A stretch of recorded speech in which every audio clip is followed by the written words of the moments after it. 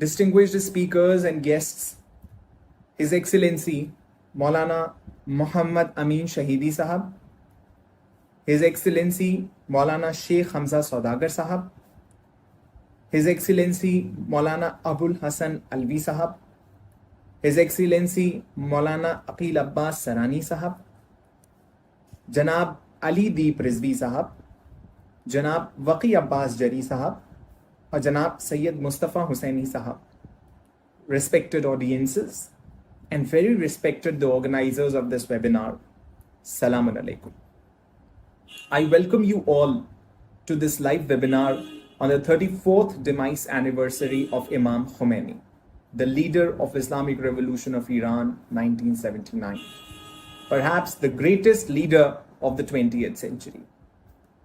However, it is not wise, as I always say, to encapsulate the persona and achievements of Imam Khomeini merely to an era or a century. But since 20th century bears myriad labels, it has witnessed so many scientific discoveries and inventions, so many political upheavals and revolutions. But amongst all, what seems to be the most significant for the 20th century that changed the geopolitics of that era and even continues to do it today was the Islamic Revolution of Iran 1979. लेकिन इससे पहले हम इस live webinar में इमाम खुमैनी से जुड़े हुए मुख्तलिफ टॉपिक्स के ऊपर, मुख्तलिफ मौज़ूआत के ऊपर चर्चा करें, मैं बिला ताखीर दावत देना चाहता हूं जनाब सैयद मुस्तफ़ा हुसैनी साहब को, who is joining us from Iran, to begin this webinar with a recitation of a few verses from Holy Quran. Janab Sayyid Mustafa Hussaini Sahab.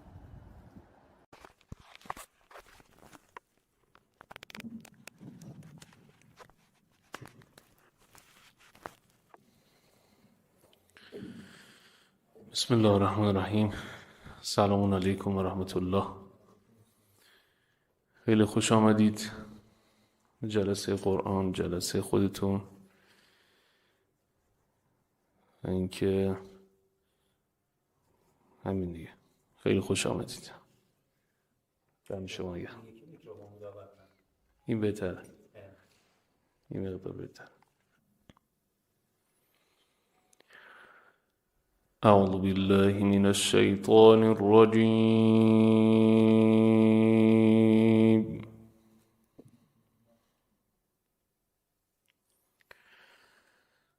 بسم الله الرحمن الرحيم.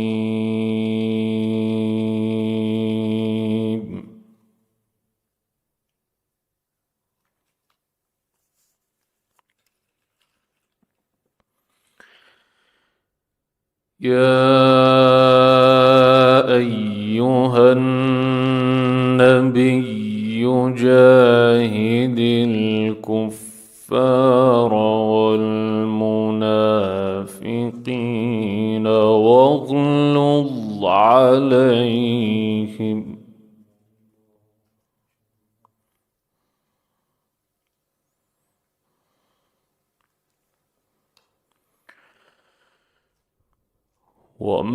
ومأواهم جهنم وبئس المصير.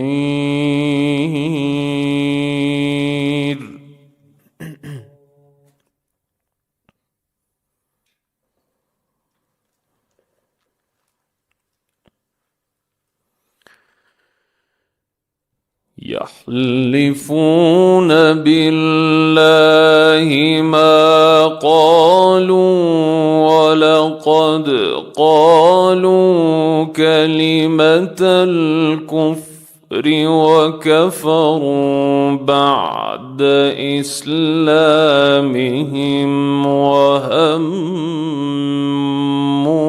بما لم ينالوا.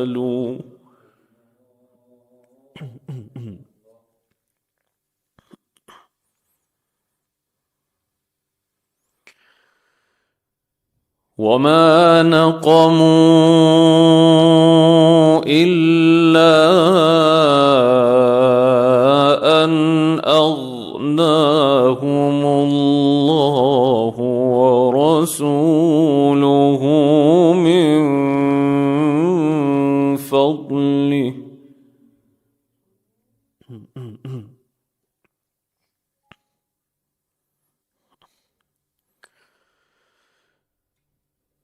فإن يتوبوا يك خيرا لهم وإن يتولوا يعذبهم الله عذابا أليما في الدنيا والآخرة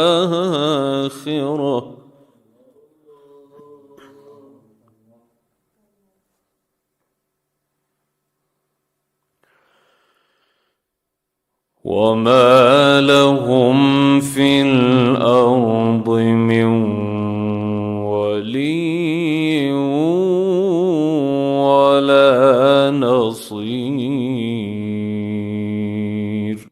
صدق الله العلي العظيم. जज़ाकल्लाह जनाब सैयद मुस्तफ़ा हुसैनी साहब। अब इस प्रोग्राम को आगे बढ़ाते हुए मैं सबसे पहले दावत देना चाहता हूं हमारे पहले स्पीकर जनाब मौलाना अमीन शहीदी साहब, जो हमारे साथ पाकिस्तान से जुड़ रहे हैं। जनाब मौलाना अमीन शहीदी साहब क़िबला, जो बर्र सग़ीर के उन मारूफ उलमा में से हैं जिन्होंने इत्तेहाद उम्मत, मजलूमों पर हो रहे मुख्तलिफ मजालिम के खिलाफ मुस्तकिल आवाज़ उठाई है और राह इमाम खुमैनी पे चलने का एक बेहतरीन नमूना अमल पेश किया है। आप तहरीक उम्मत वाहिदा के चेयरमैन और मजलिस वहदत मुस्लिमीन पाकिस्तान के लीडर भी रहे हैं। आगा का मौजूए कलाम आज के वेबिनार के लिए है असर हाजिर में अफकार इमाम खुमैनी की अहमियत, relevance of the thoughts of इमाम Khomeini in the contemporary times. तो मैं बिला ताखीर अब दावत देता हूं जनाब मौलाना अमीन शहीदी साहब को। आगा। औज़ु बिल्लाहि मिनश शैतानिर रजीम। बिस्मिल्लाहिर रहमानिर रहीम। रब्बि इश्रह ली सदरी व यस्सिर ली अमरी वहलुल उक़दतम मिन लिसानी यफ़क़हू क़ौली। क़ालल्लाहु तबारक व तआला फ़ी किताबिहिल मजीद। बिस्मिल्लाहिर रहमानिर रहीम। फ़ज़्ज़लल्लाहुल मुजाहिदीन अलल क़ाइदीन अजरन अज़ीमा। सबसे पहले मैं इस कॉन्फ्रेंस के इनेकाद करने वाले तमाम दोस्तों को मुबारकबाद पेश करूँगा कि उन्होंने एक नहायत खूबसूरत महफिल और कॉन्फ्रेंस का इनेकाद किया है। और चूँकि इस कॉन्फ्रेंस का मौजू इमाम खुमैनी है, इस एतबार से इस कॉन्फ्रेंस की अहमियत भी बहुत ज़्यादा है। आज की इस कॉन्फ्रेंस में यकीनन हमारे बाकी तमाम शुरका अपनी अपनी आरा, नज़रियात और इमाम खुमैनी की शिनाख्त के हवाले से आपके सामने अपने मतालिब पेश करेंगे। मैं जिस मौजू को सामने रखकर आपसे गुफ्तगू करना चाह रहा हूँ मुख्तसर, वो असर हाजिर में फ़िक्र इमाम खुमैनी की ज़रूरत के एतबार से है। देखिए, इस्लाम को अगर हम समझ सकें तो उसके बाद इमाम खुमैनी को समझना आसान हो जाता है। अगर हमारा तसव्वुर दीन वाज़ेह और शफ़ाफ हो तो इमाम खुमैनी की बातों को समझने में हमें देर नहीं लगती। लेकिन अगर हमारा तसव्वुर दीन, तसव्वुर कुरान, तसव्वुर बिअसत अनबिया और तसव्वुर अहलुल बैत अलैहिमुस्सलातु वस्सलाम और इसी तरह से तसव्वुर ज़ुहूर, तसव्वुर महदवियत अगर वाक़े के मुताबिक न हो, हकीकत के मुताबिक न हो, आसमानी तालीमात के मुताबिक न हो, बल्कि हम अपनी ख्वाहिश की बुनियाद पर तफसीरों के आदी हो चुके हों, तो ऐसी सूरत में कभी भी हम इमाम खुमैनी की फ़िक्र को नहीं समझ सकते। अल्लाह ने इतने अजीम और बड़े आलम में इंसान को محور بنا کر اس عالم کو خلق کیا ہے. انسان کو محور بنانے کے نتیجے میں اسی انسان کے مقام اور مرتبے کو بیان کیا ہے، اور پھر بنی نوع آدم کی تخلیق کے بعد انبیاء کو بھیج کر اس انسان کو مخاطب کر کے اس کی منزل کا تعین کر دیا ہے کہ تمہارے اس سفر میں تمہاری منزل کیا ہے. ایک ایسے معاشرے کا قیام جس میں صالحین کی حکومت ہو. تو صالحین تب صالحین بنتے ہیں جب وہ تہذیب نفس کرتے ہیں، اور صرف تہذیب نفس ہی ہدف نہیں ہے، بلکہ اس کے نتیجے میں ایک ایسا معاشرہ اور ایک ایسا عادلانہ نظام بھی ضروری ہے جس کے نتیجے میں ظلم کو پنپنے کا موقع نہ ملے، اور اللہ کی خواہش کے مطابق، اللہ کے اوامر کے مطابق، اللہ کی مشیت کے مطابق زمین پر اللہ کی حکومت اور اللہ کی حاکمیت قائم ہو. لہذا توحیدی تحریک حضرت آدم سے لے کر خاتم تک اور خاتم النبیین سے لے کر مہدی آخر الزمان تک، توحیدی تحریک ہمیشہ مشرکانہ اور طاغوتی نظاموں کے مقابلے میں ہے، اور مشرکانہ اور طاغوتی نظام ہمیشہ توحیدی تحریک اور نہضت کے مقابلے میں. لہذا مکتب تشیع کی روح اس کائنات میں اس نظام کی برپائی اور نفاذ ہے جس نظام کے نتیجے میں انسان انفرادی زندگی میں مہذب ہو کر اور اجتماعی زندگی میں صالح بن کر اللہ کے نظام، اللہ کے قانون، اللہ کی مشیت، اللہ کی کتاب اور اللہ کے احکام کو زمین پر اور اہل زمین پر نافذ کر سکے. تمام انبیاء کی بعثت کا بنیادی مقصد یہی ہے. نبی کریم کی آمد کا مقصد بھی یہی ہے. امام آخر الزمان مہدی دوراں علیہ الصلوۃ والسلام کے ظہور کا بنیادی مقصد بھی یہی ہے. امام خمینی کو ہمیں اس پس منظر میں سمجھنے کی ضرورت ہے. امام خمینی ایک فقیہ ہیں، کوئی شک نہیں، ایک اصولی ہیں، کوئی شک نہیں، ایک مجتہد ہیں، کوئی شک نہیں، ایک فلسفی ہیں، کوئی شک نہیں، ایک مرجع تقلید ہیں، کوئی شک نہیں، ایک عارف ہیں، کوئی شک نہیں، ایک مفسر قرآن ہیں، کوئی شک نہیں، علم الکلام کے ایک ماہر ہیں، کوئی شک نہیں، ایک شیعہ عالم دین ہیں، کوئی شک نہیں. لیکن یہ تمام کی تمام خصوصیات اگر ان کو آپ جمع کریں تو آپ کو ان خصوصیات کے حامل لوگوں کی تعداد طول تاریخ میں لاکھوں اگر نہ کہوں تو ہزاروں میں ملے گی. بڑے بڑے فقہاء آئے، بڑے بڑے مفسرین آئے، بڑے بڑے متکلمین آئے، بڑے بڑے فلاسفہ آئے، بڑے بڑے عرفاء آئے، بڑے بڑے اصولیین آئے، بڑے بڑے محدثین آئے. لیکن جو کام امام خمینی نے کیا وہ کام وہ ہے جس کے نتیجے میں دنیا میں نظام بدل گیا، اور دنیا میں ایک ایسے نظام کی داغ بیل ڈال دی جس کے نتیجے میں انسانوں کو یہ پتا چلا کہ انسانوں کے بنائے ہوئے نظام کے مقابلے میں ایک الہی نظام ہے، اور اس الہی نظام کا پرچم اگر صالح لوگ لے کر کھڑے ہو جاتے ہیں تو پوری دنیا کی بیک وقت مخالفت اور دشمنی کے باوجود وہ نظام کھڑا رہ سکتا ہے. اور اس عادلانہ نظام کو اگر صالح لوگ لے کر کھڑے ہو جائیں تو دنیا کے تمام مستکبرین کی تمام تر کوششوں کے باوجود نہ وہ نظام ختم ہو سکتا ہے اور نہ ہی اس نظام کو نقصان پہنچایا جا سکتا ہے، بلکہ اس نظام اور اس کے پرچم کو لے کر کھڑے ہونے والوں کی دعوت پر عالم انسانیت لبیک کہتی ہے. امام خمینی مظلوموں کے حامی، امام خمینی ظالموں کے مخالف، امام خمینی سرمایہ دارانہ نظام کے دشمن، امام خمینی طاغوتی نظام کے دشمن، امام خمینی الہی نظام کے پیامبر، الہی نظام کے علمبردار، الہی نظام کا پرچم ہاتھ میں اٹھائے ہوئے تشریف لائے. یہ نظام اور یہ پرچم کس چیز کی علامت ہے؟ اللہ کے زمین پر حاکمیت کی علامت. یعنی کوئی قانون اللہ کی مشیت کے بغیر نہ ہو، اللہ کی اس بتائے ہوئے اصول کے خلاف نہ ہو.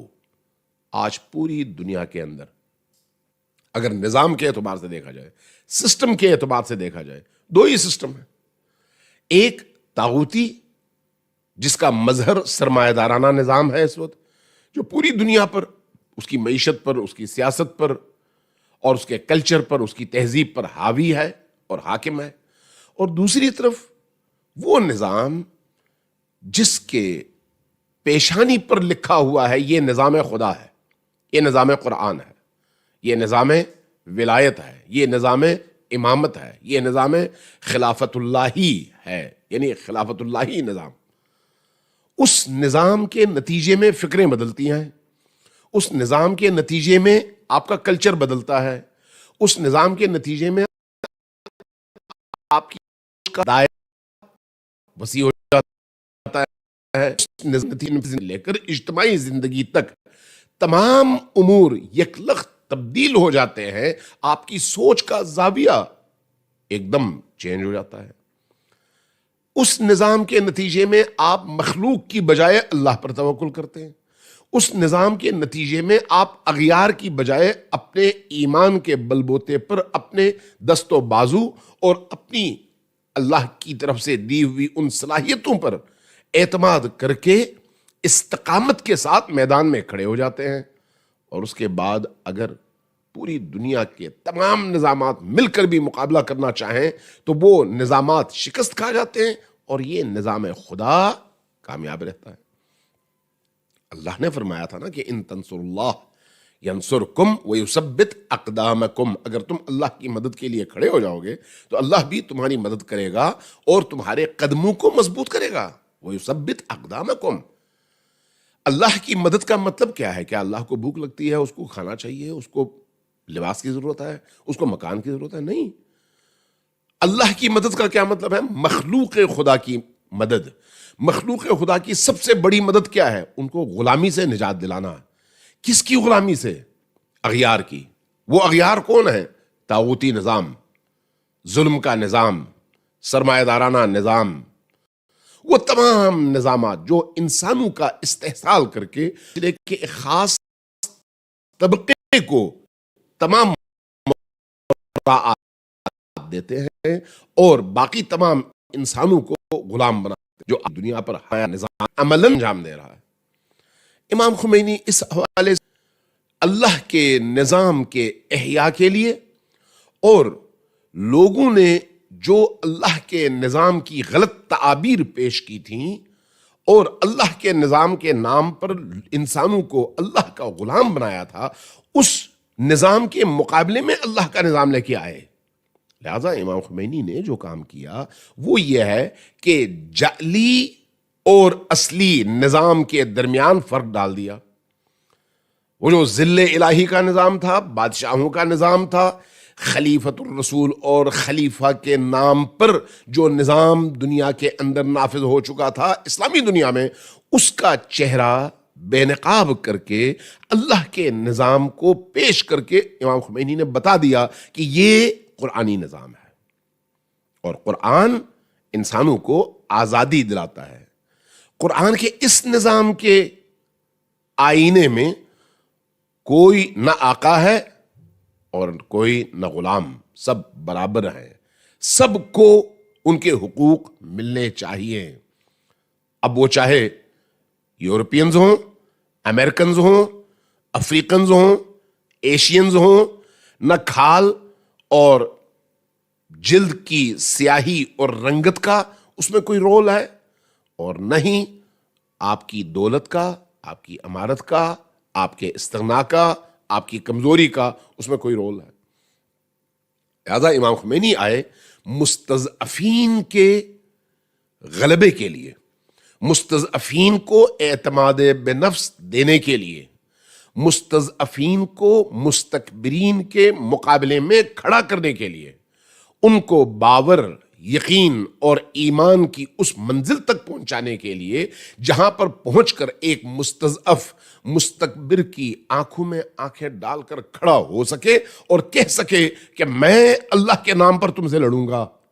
امام خمینی نے یہ کام کیا، یعنی عالم انسانیت کو ایک جرأت دی، عالم انسانیت کو ان شرقی اور غربی نظامات کے چنگل سے نجات دلا کر یہ تصور دیا کہ انسان ان دو نظامات کی غلامی پر مجبور نہیں ہے، اگر للکار دے، کھڑا ہو جائے تو اس کے کھڑے ہونے کے بعد وہ اللہ کا نظام زمین پر نافذ کر سکتا ہے۔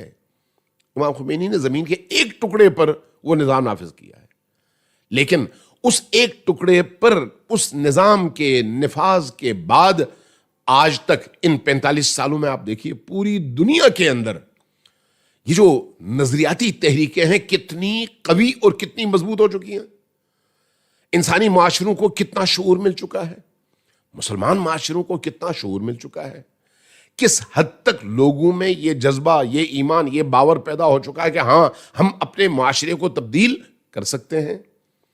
لہذا امام خمینی کی یہ جو آواز ہے، یہ جو فکر ہے، یہ جو روشن فکری ہے، یہ جو انسانوں کو غلامی سے نجات دلانے کے لیے جد و جہد ہے، یہ ایک ایسی آواز ہے جس کی ہر زمانے میں انسانی معاشرے کو ضرورت ہے۔ یہ کوئی شیعی تحریک نہیں ہے، اس لیے یہ کوئی صرف اسلامی تحریک نہیں ہے، یہ انسانی تحریک ہے اور انسانوں کی آزادی کی تحریک ہے۔ اس لیے امام خمینی نے فرمایا تھا کہ ہماری تحریک اور ہماری نہضت مستضعفین کے مستکبرین پر غلبے کی تحریک ہے۔ لہذا اگر یہ پیغام آج کی دنیا میں افریقہ سے ایشیا تک، یورپ سے لے کر باقی دنیا کے کونوں کونوں تک، جہاں جہاں یہ پیغام پہنچے گا اور انسان تک اس پیغام کی رسائی ہوگی، اس کے نتیجے میں اس انسان کے اندر ایک یقین، ایک باور اور اپنے آپ پر اعتماد کی کیفیت پیدا ہوگی۔ لہذا آپ آج یمن میں، بحرین میں، عراق میں، شام میں، افغانستان میں، خود ایران کے اندر، دنیا کے باقی ملکوں کے اندر دیکھتے ہیں کہ بیداری کی کیسی لہر پیدا ہو چکی ہے، اور اس لہر میں یہی جوان فلسطین میں ہو یا کشمیر میں آپ کو پوری طرح سے با اعتماد اور اپنے دشمن کے حوالے سے پوری طرح سے آگاہ اور بابصیرت نظر آتا ہے۔ امام خمینی کے اس انقلاب نے عالم انسانیت کو بالعموم اور مسلمانوں کو بالخصوص یہ شعور عطا کیا ہے۔ اس کی آج سب سے زیادہ ترویج کی ضرورت ہے۔ اللہ تبارک و تعالیٰ سے دعا ہے کہ ہمیں امام خمینی کی حقیقی معرفت کی توفیق عطا فرمائے۔ والسلام علیکم ورحمۃ اللہ وبرکاتہ۔ جزاک اللہ جناب آغا امین شہیدی صاحب، آپ نے بہت ہی بہترین انداز میں ہمارے اذہان کو بیدار کیا بہت ہی اہم موضوع سے، جو تھا عصر حاضر میں افکار امام خمینی کی اہمیت۔ کیونکہ ہم جب کسی بھی لیڈر کو، کسی بھی انقلاب کو گلوریفائی کرتے ہیں تو سب سے اہم موضوع دوسرے مسالک کے لوگوں کو سمجھانے کے لیے یہ ہوتا ہے کہ اگر آپ کسی لیڈر کو، کسی انقلاب کو گلوریفائی کر رہے ہیں یا اس کو پہچان دے رہے ہیں یا اس کے اوپر بات کر رہے ہیں، تو سب سے اہم سوال جو اس ڈیبیٹ میں پیدا ہوتا ہے، اس ڈسکشن میں پیدا ہوتا ہے، وہ یہ ہوتا ہے کہ آپ اس لیڈر کو یا اس کے افکار کو حالات حاضرہ میں یا عصر حاضر میں کس طریقے سے سامنے رکھ سکتے ہیں۔ کیونکہ وہ لیڈر کے تھاٹس یا اس کے افکار اگر عصر حاضر میں کام نہیں آ سکتے تو پھر اس لیڈر کو یا اس انقلاب کو گلوریفائی کرنے کی کوئی ضرورت محسوس نہیں ہوتی معاشرے کو۔ تو یہ ضروری ہے کہ ہم سب سے پہلے یہ سمجھیں کہ امام خمینی نے کے افکار جو ہیں یا ان کی ایڈیولوجی جو ہے یا ان کا اسکول آف تھاٹ جو ہے وہ کتنا ریلیونٹ ہے عصر حاضر میں یا کنٹمپریری ٹائمز میں۔ کیونکہ جب امام خمینی سے کسی نے کہا انقلاب کے بعد کہ آپ ایران کو 200-300 سال پیچھے لے گئے ہیں، تو اس کے اوپر امام خمینی نے یہ جواب دیا کہ آپ ایران کو 200-300 سال پیچھے لے جانے کی بات کر رہے ہیں، بلکہ میری کوشش تو یہ ہے کہ میں اس نظام کو 1400 سال پیچھے لے جاؤں، جہاں پر حضرت محمد مصطفیٰ صلی اللہ علیہ وسلم نے ایک ایسا نظام قائم کیا تھا جو نظام الہی تھا، اور اس نظام کے زیر سائے تمام حقوق کا خیال رکھا جاتا تھا، تمام لوگوں کے حقوق کا خیال رکھا جاتا تھا، عدل کیا جاتا تھا، عدل الہی کو بجا لایا جاتا تھا۔ تو یہ ضروری ہے کہ اگر ہم معاشرے کا ڈیولپمنٹ چاہتے ہیں، اگر ہم معاشرے میں معاشرے کی گروتھ چاہتے ہیں، تو اس پازیٹیوٹی لانے کے لیے ہمیں سب سے پہلے ضروری ہے کہ ہم ایسے لیڈرز کے افکار کو عصر حاضر میں رکھ کے دیکھنے کی کوشش کریں. تو جزاک اللہ آغا امین شہیدی صاحب اس کے لیے. اب بلا تاخیر میں دعوت دینا چاہتا ہوں ہمارے دوسرے اسپیکر جناب مولانا عقیل عباس سرانی صاحب جو ہمارے ساتھ جڑ رہے ہیں قم ایران سے. آغا عقیل عباس سرانی صاحب حوزہ علمیہ قم کے ایک فعال عالم دین ہے اور آپ کے علمی رجوعات میں بین الادیان اور بین المذاہب موضوعات پر تحقیق سر فہرست ہے. یعنی کہ his area of interest include comparative studies of religions. اور میں گزارش کرتا ہوں آغا عقیل عباس سرانی صاحب کہ وہ آئیں اور موضوع فکر امام خمینی اور دیگر اقوام و ملت other communities from the perspective of امام خمینیز اسکول آف تھاٹ پر روشنی ڈالیں. آغا عقیل عباس سرانی صاحب. السلام علیکم. اعوذ باللہ من الشیطان الرجیم. بسم اللہ الرحمن الرحیم. شکر گزار ہیں انتظامیہ کمیٹی کا جنہوں نے اتنا خوبصورت اور بہترین پروگرام برگزار کیا. پچھلے سال اسی مناسبت کے حوالے سے آپ حضرات کی خدمت میں خمینی فار آل، امام خمینی سب کے لیے، اس عنوان سے چند باتیں عرض کی تھی. چونکہ ہمارے بعد بھی کچھ اسپیکر سے اور ہم خود چاہیں گے کہ ان سے استفادہ کرے، اس لیے اپنی بات کو مختصر وقت میں تمام کرنے کی کوشش کروں گا. پچھلے سال ہم نے آپ کی خدمت میں عرض کیا تھا جس طرح سے اسلام مذہب سب کے لیے ہے، پیغمبر اسلام عالمین کے لیے رحمت ہے، سب کے لیے رحمت ہے.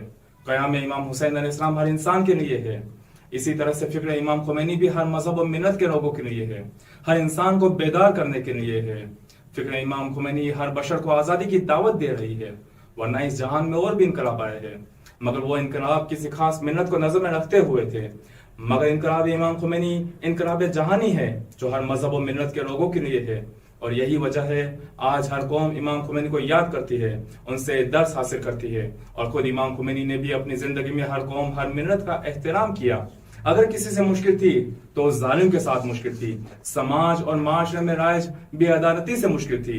امام خمینی بے عنوان ایک عالم ربانی، فقیہ جامع الشرائط، اسلامی سیاستدان کے طور پر دنیا کے مسلمانوں کے ساتھ ساتھ غیر مسلم اقوام اور ملت کے ساتھ ہمیشہ رابطے میں رہے.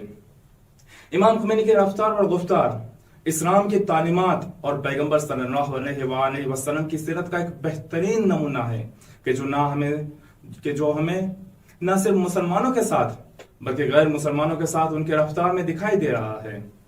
یہی وجہ ہے کہ ان سے تعلق رکھنے والا ہر شخص چاہے کسی بھی مذہب و ملت سے ہو ان کے اخلاق اور حسن سلوک کا عاشق ہو جاتا تھا.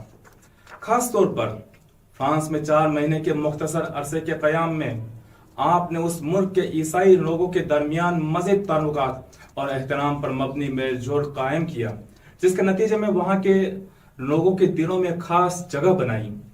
امام خمینی کے دوستوں اور ساتھیوں میں سے ایک حجت الاسلام اور مسلمین فردوسی پور فرانس کے عوام میں امام خمینی کی موجودگی کے اثرات کے بارے میں کہتے ہیں کہ یہ ایک مسئلہ جو بہت زیادہ قابل توجہ تھا. وہ نوفالہ روشاتوں میں امام کا طرز عمل اور رویہ تھا کہ اس جگہ کے باشندوں کو اپنی طرف جذب کر لیا. وہ تمام باشندے جو شاید اس وقت ناخوش اور ناراض ہوئے ہوں گے جب انہیں پتا چلا ہوگا ان کے یہاں ایران سے قائد آئیں گے، ظاہر سی بات ہے اس جگہ بہت زیادہ رفت آمد ہوگی، اس جگہ کا سکون ختم ہو جائے گا. بظاہر ایک پڑوسی نے شکایت بھی کی تھی کہ یہاں گاڑیاں بہت زیادہ آتی جاتی ہیں، لیکن وقت گزرنے کے ساتھ ساتھ وہاں کے لوگ امام خمینی کے افعال اور طرز عمل سے جذب ہوئے. امام خمینی کی دیگر فعالیت کے ساتھ ساتھ ایک کام جو انہوں نے وہاں انجام دیا جو بہت ہی مؤثر ثابت ہوا وہ یہ کہ حضرت عیسیٰ علیہ السلام کی شب ولادت امام خمینی نے پوری دنیا کے عیسائیوں کو ایک پیغام دیا جسے مختلف نیوز ایجنسیوں نے نشر کیا. اور اس کے ساتھ ساتھ امام خمینی نے ہم سے کہا جو تحفے جو گفٹ ایران سے لائے ہیں اسے لوگوں میں تقسیم کیا جائے اور ہر گفٹ پیک کے ساتھ ایک پھول کی شاخ بھی رکھی جائے. آقا فردوسی پر کہتے ہیں میں بھی کچھ جگہ گیا، میں نے دیکھا ان لوگوں میں اس طرح کی محبت، اس طرح کا میل جول، ربط و آمد، اس طرح کی ملاقات دیکھنے کو نہیں ملتی تھی. یہاں تک کہ باپ بیٹے کے بیچ بھی اس طرح کی ملاقات اور محبت دیکھنے کو نہیں ملتی تھی. وہ لوگ اپنی خشک زندگی بسر کرتے تھے. ایسے ماحول میں ان لوگوں کے لیے بہت عجیب تھا کہ ایک اسلامی قائد جو ایران سے ہے، جو ان سے اتنا نزدیک، اس طرح کی محبت کا اظہار. آقا فردوسی پر کہتے ہیں مجھے یاد ہے میں ایک گھر پر گیا، بیل بجائی، ایک خاتون نے دروازہ کھولا، میں نے امام خمینی کی طرف سے وہ گفٹ پیک اسے دیا، اس کے دل پر وہ اثر ہوا کہ آنکھوں میں اشک بھر آئے۔ کہتے ہیں امام خمینی کے رفتار اور کردار کا وہ اثر ہوا کہ ایک دن ہم نے دیکھا مقامی لوگوں میں سے 10-15 لوگ پھولوں کی شاخیں لے کر آتے ہیں۔ امام خمینی نے مترجم سے کہا، ٹرانسلیٹر سے کہا کہ ان سے پوچھے کہ وہ کیسے ہے، اور پوچھے کہ کیا کوئی خاص ضرورت کا کام ہے، جس پر انہوں نے کہا کہ نہیں، ہمیں کوئی کام نہیں، ہم صرف امام کی خدمت میں حاضر ہونے اور امام کو قریب سے دیکھنے کے لیے آئے ہیں، اور یہ پھولوں کی شاخیں تحفے کے طور پر آئے ہیں۔ امام نے مسکراہٹ کے ساتھ پھولوں کی شاخیں ایک ایک کر کے ان کے ہاتھوں سے لی۔ یہ امام خمینی کا کردار ہے کہ غیر مسلمانوں کے دلوں میں بھی اپنی جگہ بنائی۔ امام خمینی کے ایک اور ساتھی حجت الاسلام محتشمی فرانس کے عیسائی عوام میں امام کے اخلاق، طرز عمل اور زندگی کے عظیم اثرات کے بارے میں کہتے ہیں کہ امام کی فرانس ہجرت سے وہاں کے لوگوں کی سوچ میں بہت بڑی تبدیلی آئی۔ اسلام اور مسلمانوں کے بارے میں وہاں کے لوگوں کا جو سوچنا تھا، بلکہ جو غلط جانکاری تھی، اس میں تبدیلی آئی۔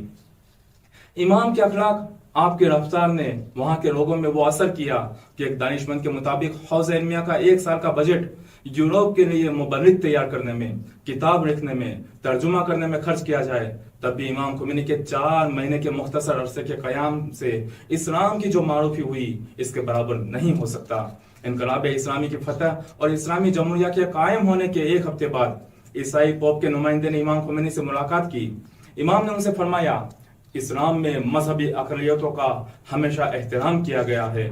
آج ہم دیکھ رہے ہیں کہ دنیا میں کئی ممالک میں اقلیت پر ظلم اٹھائے جا رہے ہیں، بے گناہوں کو مارا جا رہا ہے، ان سے ان کے بنیادی حقوق چھینے جا رہے ہیں۔ وہی دوسری طرف امام خمینی نے انقلاب اسلامی سے پہلے بھی اور بعد میں بھی جس طرح سے اسلامی آئین کے مطابق اقلیت کا خیال رکھا، ان کی جان، مال، عزت و آبرو کی حفاظت کا بھروسہ دیا، اور عملی طور پر دنیا کے سامنے حقیقی معنی میں ڈیموکریسی کا ایک بہترین نمونہ پیش کیا جو آج ہم سب کے سامنے ہے۔ کیونکہ انسان ایک الہی برگزیدہ مخلوق ہے جسے خلیفہ کے منصب تک پہنچنے کے لیے پیدا کیا گیا ہے۔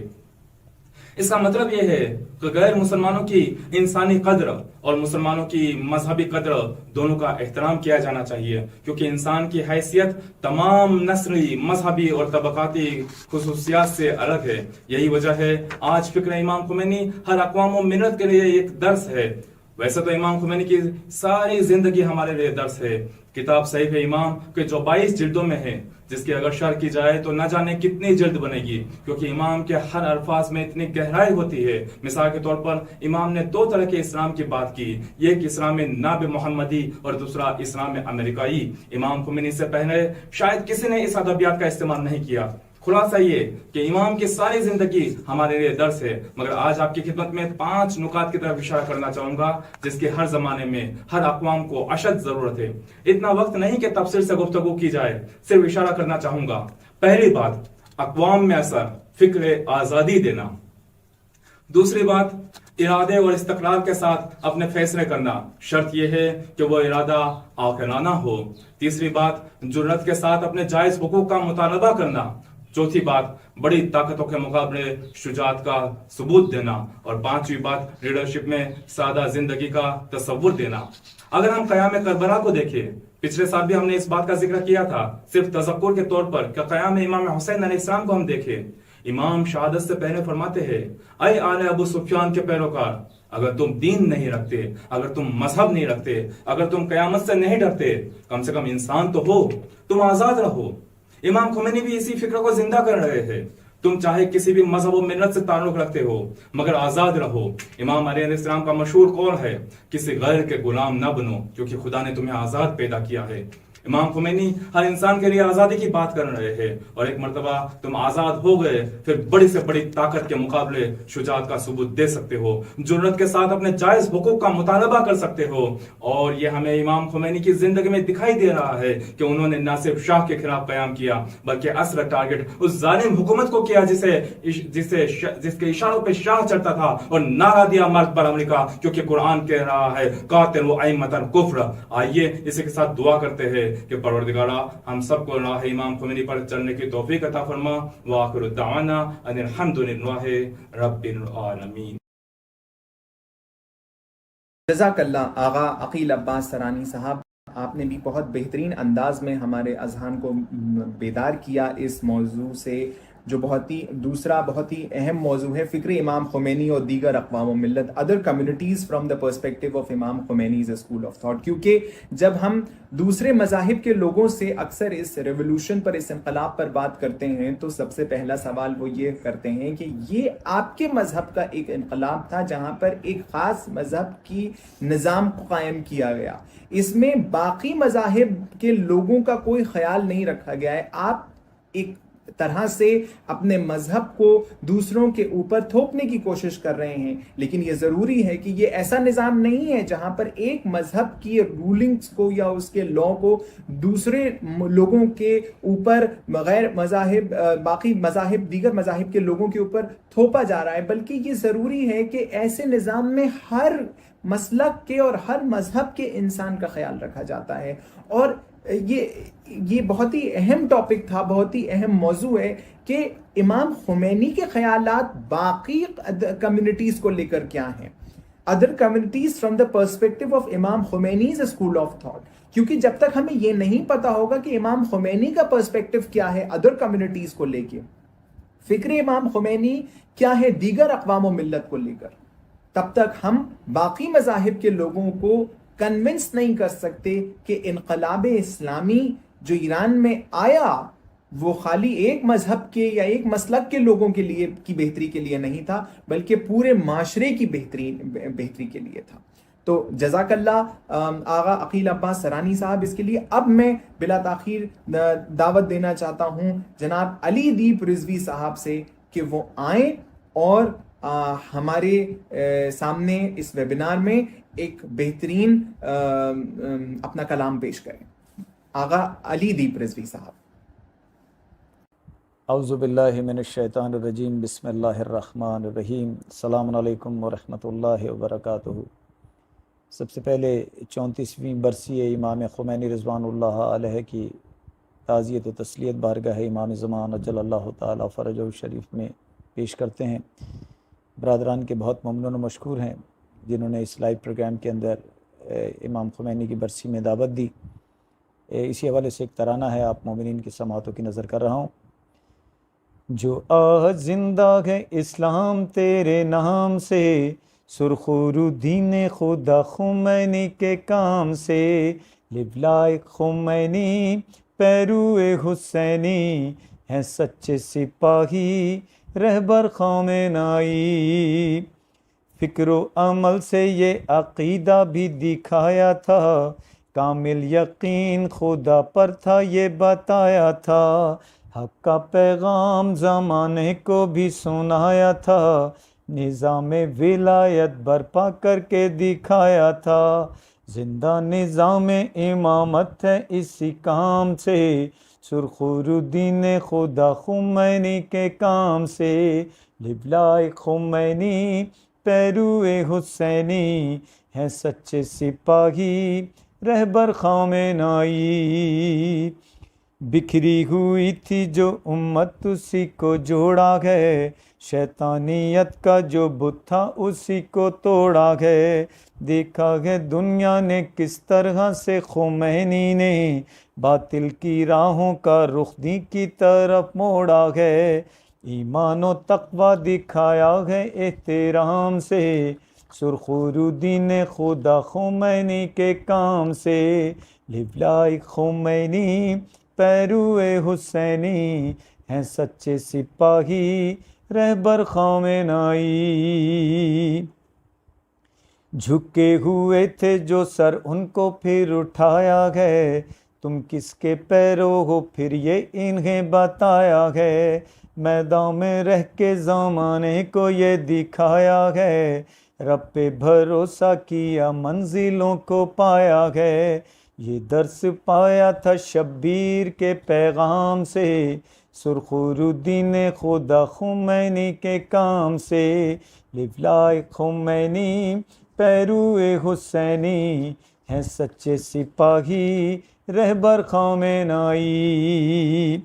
دشمن دین تو رسوا ہوا زمانے میں، اب بھی مصروف ہے وہ دین کو مٹانے میں، پیروے رہبر گئے ایک آہنی دیوار بنے، بیدار اب بھی کھڑے ہیں وہ دی بچانے میں، ان کو ہے عشق و عقیدت فقط اسلام سے، سرخرو دین خدا خمینی کے کام سے، لبلائے خمینی پیروے حسینی ہیں سچے سپاہی رہبر خامنائی، ظالم کے حامی ہیں دنیا میں مسلمان بھی، کھل کے جنہوں نے نافرمانی ہے قرآن کی، اب بھی وہ دشمن اسلام کے ہی ساتھ ہیں، ذلت انہی کی وجہ سے ہوئی اسلام کی، رسوا ہوئے جو لبنان و یمن و شام سے،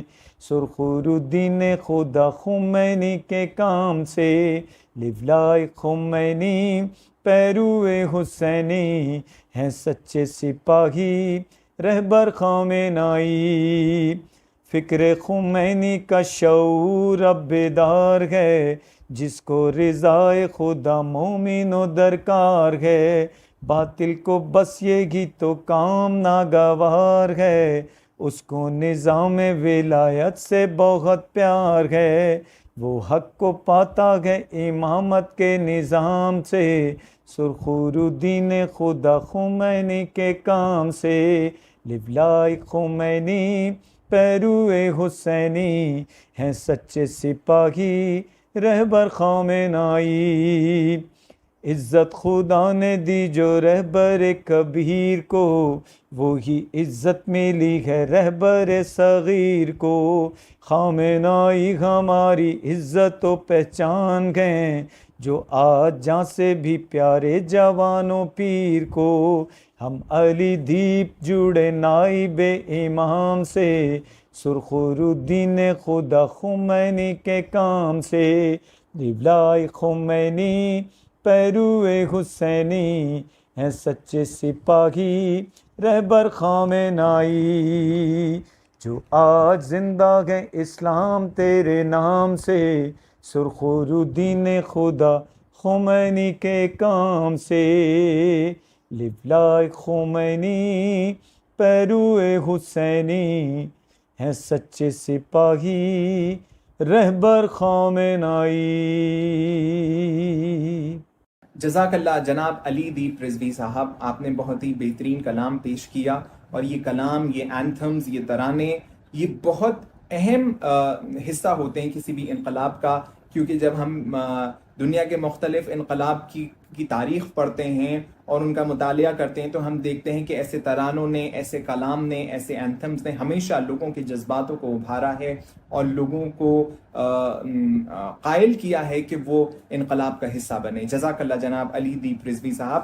Now, without much ado and further delay, I would like to invite most respectfully Janab Maulana Hamza Saudagar Sahab, who is joining us from United States of America, to enlighten us on a very important topic, human rights in the light of Imam Khomeini's teachings. Because what we have been fed was like a poison by the West, that human rights can never be defended in an Islamic political government.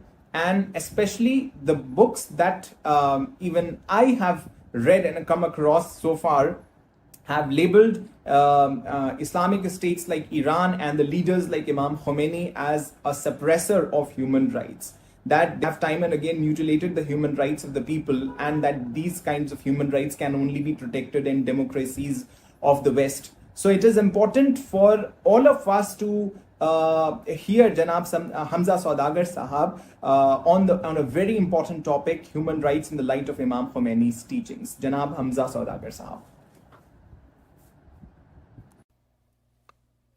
اعوذ باللہ من الشیطان اللعین الرجیم، بسم اللہ الرحمن الرحیم، الحمد للہ رب العالمین، وصلی اللہ علی سیدنا محمد وعلی اہل بیتہ الطیبین الطاہرین۔ Assalamu alaikum wa rahmatullah, dear brothers and sisters. Inshallah, Allah accept from all of us and all of you what is done in the name of Allah, for the sake of Allah, upon and based on the instructions that God has given. One of the things that Allah subhanahu wa ta'ala teaches us in the Quran is that we must keep the memory of those who have been obedient to Allah, role models. We've got to keep their memory alive. And one of those figures in this day and age that is a much more complete example of the obedience of Allah in areas of life that were almost forgotten prior to his uprising is Imam Khomeini rahmatullah alayh. We ask Allah to bless his soul for his great jihad at his time that we have all benefited from. And we ask him to please his heart with the activities of those who are commemorating him based on Allah's instruction, and hopefully we are able to proceed and make progress in the direction that Imam Khomeini showed us, which is the direction of Islam. I want to remind us of what Shaheed Sayyid Muhammad Baqir al-Sadr said, that what Imam Khomeini did was the dream of prophets. He brought that to life. Allah gave them that tawfiq. Topics such as human rights prior to the advent of the Islamic Revolution were not concepts that would be seriously at least thought of by even Muslim thinkers, scholars. It was a topic limited to politicians and people involved in the Western sphere of influence, the Western civilization, the world leaders, be it that they were and are corrupt, but they were leading the world, and Islam was absent from the global scene. But with the Islamic Revolution, the work of Imam Khomeini, Islam came into the spotlight, and Islam was sought after by many, and the ideas of Islam were presented by Imam Khomeini on one hand, and the other person during the lifetime of Imam Khomeini to present Islamic ideals, Islamic teachings in matters related to the revolution, to global affairs, to human affairs on a global scale, was Ayatollah Khamenei, may Allah protect him, as the president of the country. And even prior to that, he was the student of Imam Khomeini who outshined the rest of the students of Imam Khomeini, although there were some who were older than him. But when you look at the topics that he has addressed, you see and you find that it is most definitely an elevated discussion in comparison to his peers and his elders. Human rights is a topic that we find in the 20th century. It became a serious topic, and with the development of the United Nations post-Second World War, the Human Rights Charter became something that was spoken of. I don't want to talk about the ill and wrong intentions behind putting the charter together, as those who put it together were not people who cared about human rights. The purpose of establishing that was not to uphold the rights of fellow human beings, but it was actually to violate the rights of fellow human beings. As we have seen the Human Rights Charter of the United Nations being used by global leaders, powers, and what have you, to oppress other peoples, to oppress countries and governments and peoples and nations who try to find their feet and become independent of these global powers.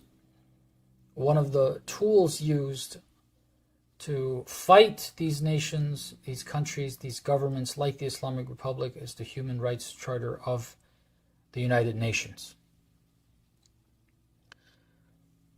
I don't want to get into their ill and evil intentions. The very fact that they had to get involved in establishing a human rights charter is because of the developments that Allah subhanahu wa ta'ala has intended, the progress that humanity has made over the course of millennia, led by prophets, the last of whom was the Prophet of Islam, Prophet Muhammad sallallahu alayhi wa alihi, and after him the rightful leaders of the Ahlul Bayt, salamullah alayhim ajma'in, up to the 12th Imam, who has been continuously moving toward those goals and ideals. It is because of their work that eventually humanity has reached a stage where there is talk of human rights.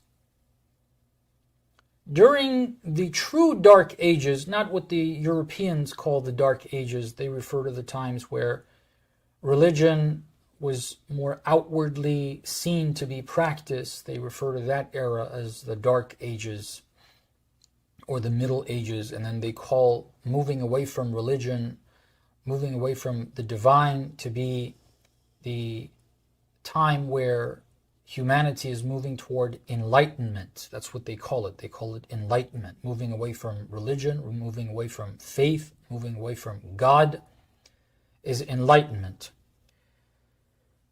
The Dark Ages are the ages of the absolute reign of tyrants without the involvement of people, without the people even trying to stand against them, except for a few exceptions led by prophets or imams, or those guided by prophets or imams, very, very small instances.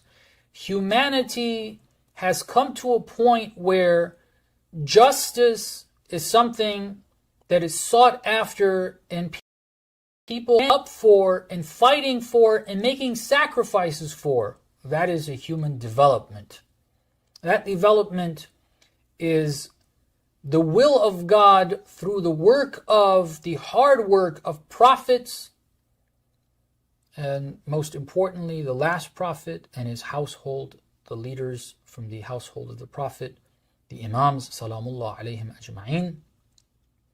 I insist on first making this a point that the very fact that we are talking about human rights, which is a matter that has become or has come to the attention of mankind in the last couple of centuries, that is because of the work of the prophets and the Imams, and that if we as Muslims, as Shia, for those who are that, but as Muslims in general, if we are talking about this concept and this matter, it is because of the work of someone who followed the instructions of prophets and the leaders from the Ahlul Bayt, and that is Imam Khomeini rahmatullah alayh.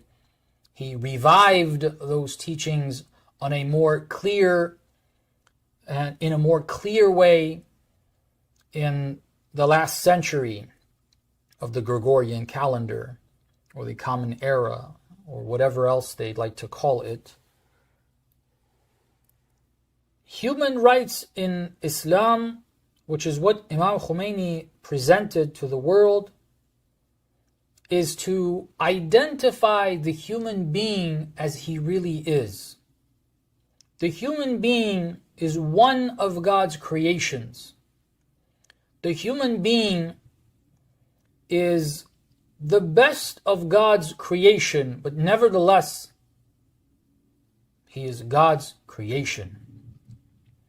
And by the nature of that, the human being is an abd of Allah, a slave of God, a belonging of Allah, that has been granted the blessing of intelligence, and thought. And when the human being is able to understand his place in this world and realize that he is a servant to Allah, a belonging of Allah, and wants to live based on what the Master says, following the instructions of that one Master who is the Master that has given us everything, the Master who is a guardian, the Master who is the all-merciful, the Master who does not want us to obey his instructions for any benefit that he can obtain and he can reap. Rather, he is needless. وَاسْتَغْنَى اللَّهُ وَاللَّهُ غَنِيٌّ حَمِيدٌ. Allah subhanahu wa ta'ala is needless. He does not need anyone's worship. But he said for us to follow those instructions, لِأَنفُسِكُمْ إِنْ أَحْسَنْتُمْ أَحْسَنْتُمْ لِأَنفُسِكُمْ. If you did good, you did so for your own good. You benefit. He gave us those instructions so that humanity can live in prosperity in this life and move toward a much better life in the hereafter that is eternal. A Jannah, a paradise that can start here. Humans have the right to live in such an environment. But that right comes with an obligation. Human beings have got to move toward that system, create that environment, create an environment that encourages brotherhood between human beings, that encourages people wanting to serve the interests of each other instead of steal from each other for their own interests. The human being has a right to live in a free world, free to behave as God has given them the right to behave, the freedom to choose to do what they identify to be right, what they identify to be best, what they identify to bring them prosperity, not the environment and a world that the social media is controlled. And if you post the pictures of a Shaheed, Haj Qasim, then that's going to be censored. And they put the glamorous title of it does not conform with community rules, community standards. What community standards? It's not the standards of the community. The community wants this. It is the elite that don't want this. Human rights in Islam are an elevated concept if implemented, if adopted by the world and implemented.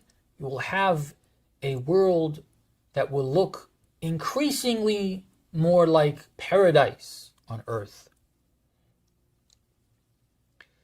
In the name of human rights, certain evil actions are promoted these days. Imam Khomeini was very much aware of this, and he cautioned people. He cautioned specifically toward liberal Muslims who use these words and sound like they are about human rights.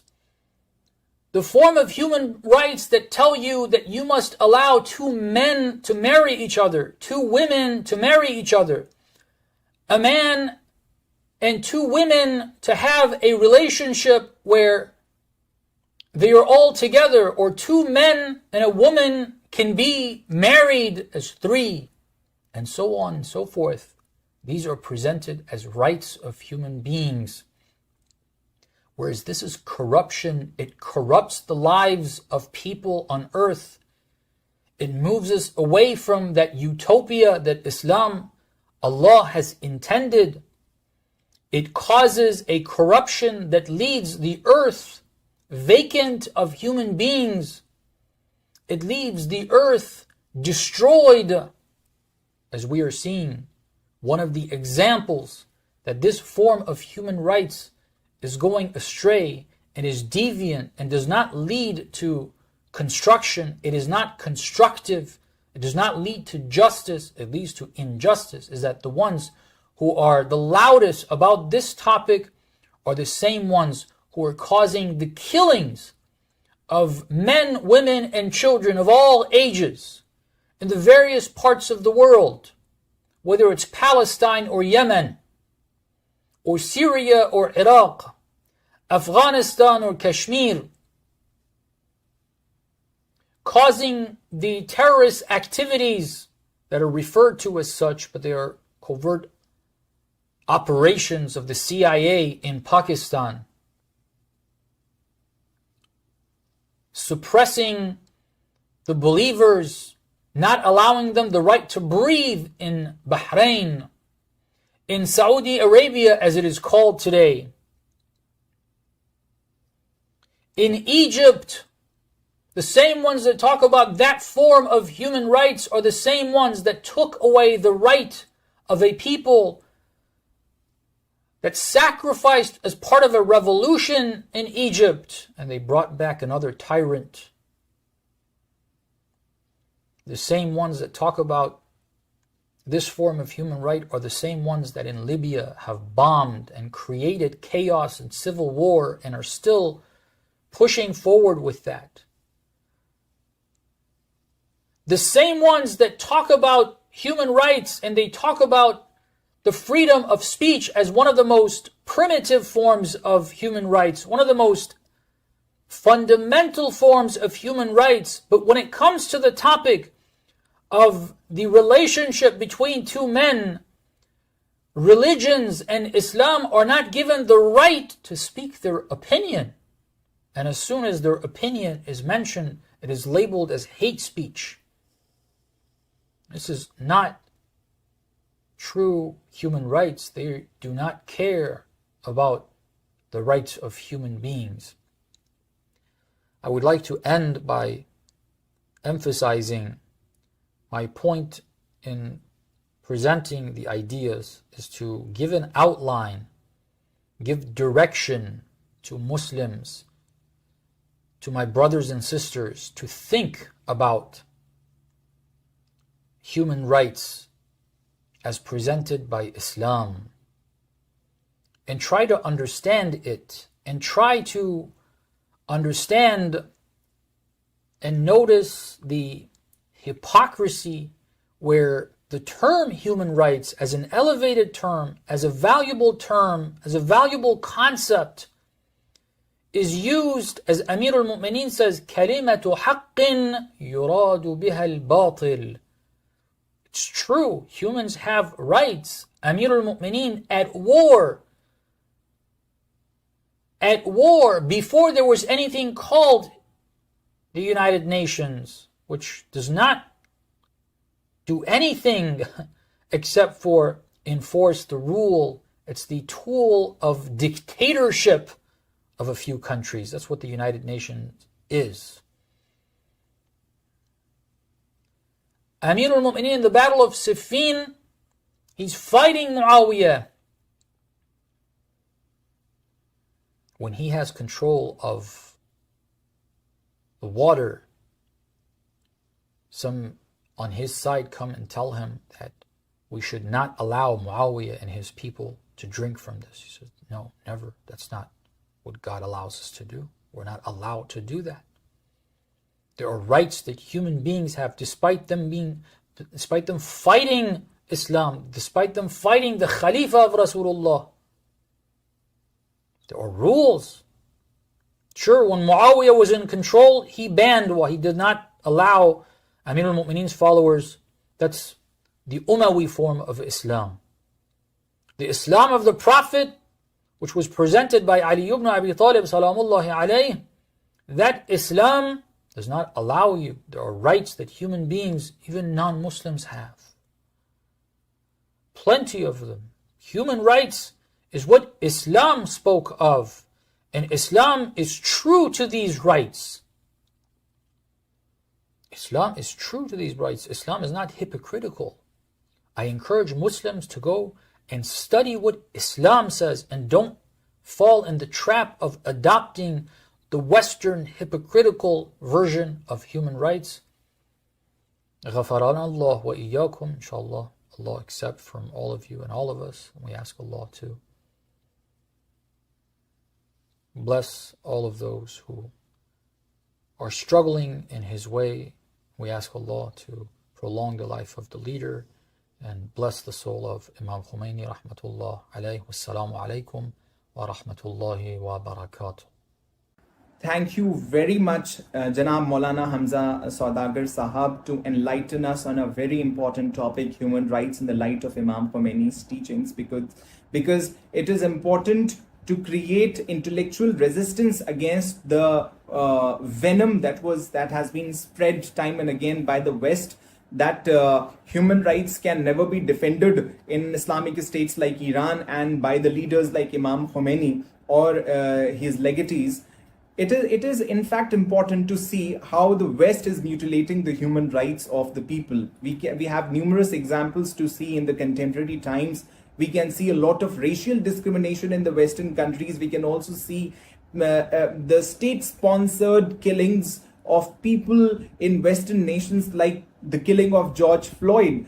And we can see that there is a lot of communal disintegration within the Western societies. So thank you so much for enlightening us on this very important topic. Now I would like to invite Janab Waqi Abbas Jari Sahab. Janab Waqi Sahab हमारे साथ Sweden से जुड़ रहे हैं. मैं उनको दावत देता हूं और उनसे गुजारिश है कि वो आएं और अपना कलाम पेश करें. जनाब वकी अब्बास जरी साहब.